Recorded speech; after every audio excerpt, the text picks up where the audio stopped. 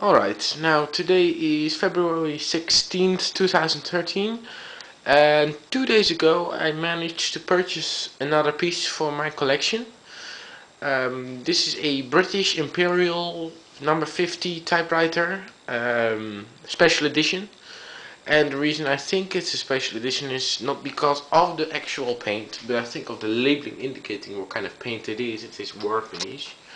Now I found several different Imperials as well, and they had the same kind of paint. It's matte, it's not glossy, but they didn't say that it was actually war finish, so that's quite nice. I don't think they did that on everyone. I think this is actually special edition. It has the, if I have just moved the light properly, you can see it.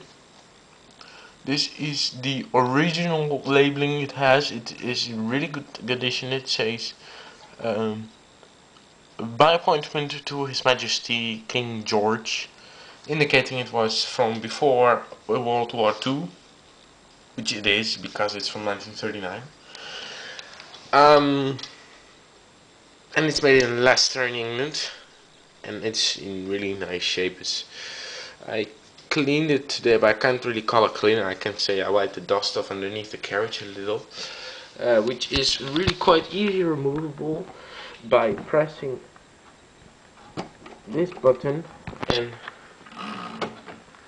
another of the same kind on here, and you pop the belt off, the carriage belt, and you can just lift the carriage off just like a SG1, SG3 Olympia made. This was a quite advanced model for back in the day, and I can imagine why it has many features. But honestly, I think originally it was mounted to a table, or is supposed to be attachable to a table, to a typewriter desk or something, because it has these two latches, and they go underneath, and there are teeth there which can grab onto something. And I contacted young collector Jet Morton from Morgantown,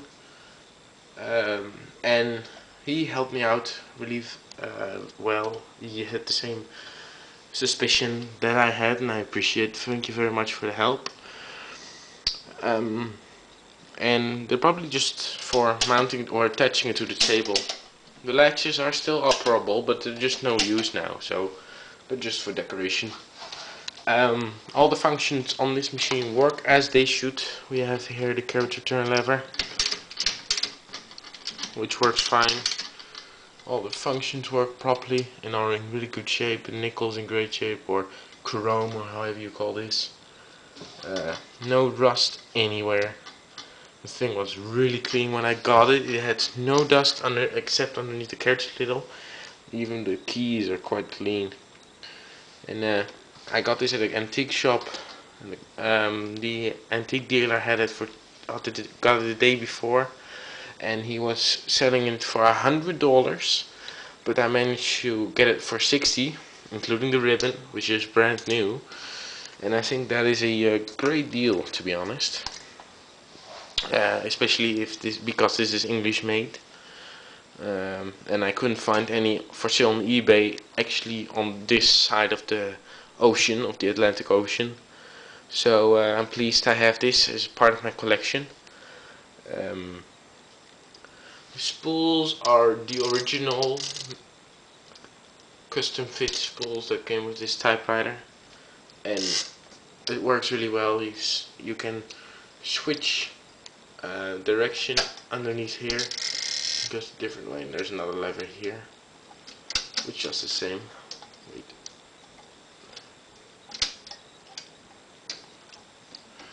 Oh, you have to do it on this side if you do it for that. So that's great. The printing is really nice. The touch to the feel is amazing. I have a piece of paper. I did a typing demo of it already in black and red. Now I'll do another one. I cleaned this machine, but I cannot really call it clean. I wiped off a little bit of dust, oiled the keys, and cleaned the keys. Actual stamps.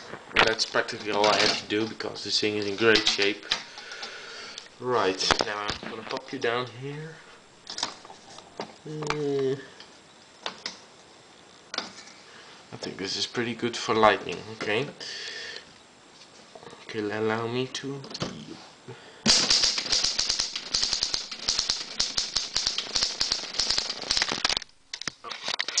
I'm sorry, I have to redo that because the camera fell. Or no, maybe not. I don't have a tripod or anything, so I'll just place this on the typewriter. So, okay, just hold on a second.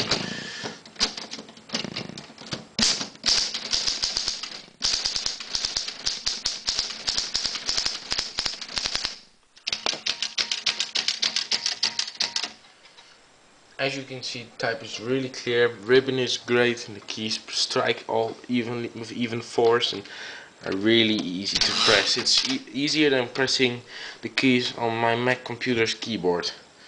So you can imagine. That's the tab key.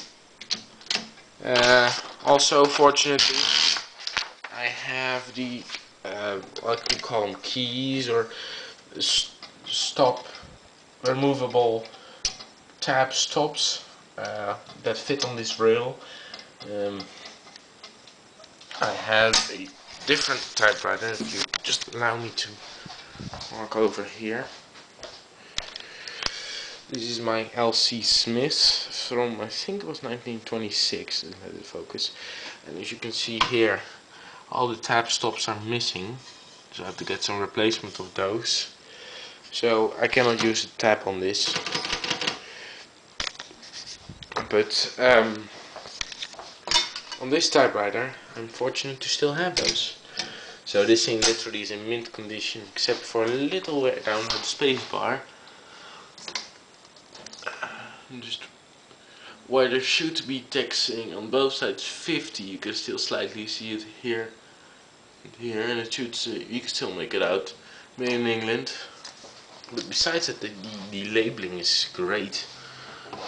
Just turning this around, there's still some stains from the WD-40, still has to dry a little. I could just, I don't know, wipe it off.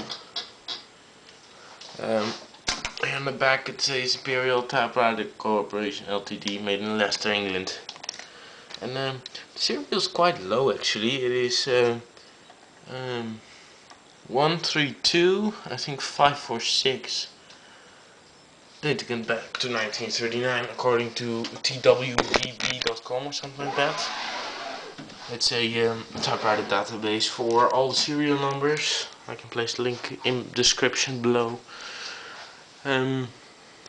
Yeah, this is truly a great purchase, and I'm happy I did this, not only because of its looks, because it is more common than a Hammond multiplex, but just because it feels so nice, you know. This is the Olympia SG1 from the 1930s, so yeah. Anyways, I appreciate you all watching, and please check frequently to see if I have any more updates. So, okay.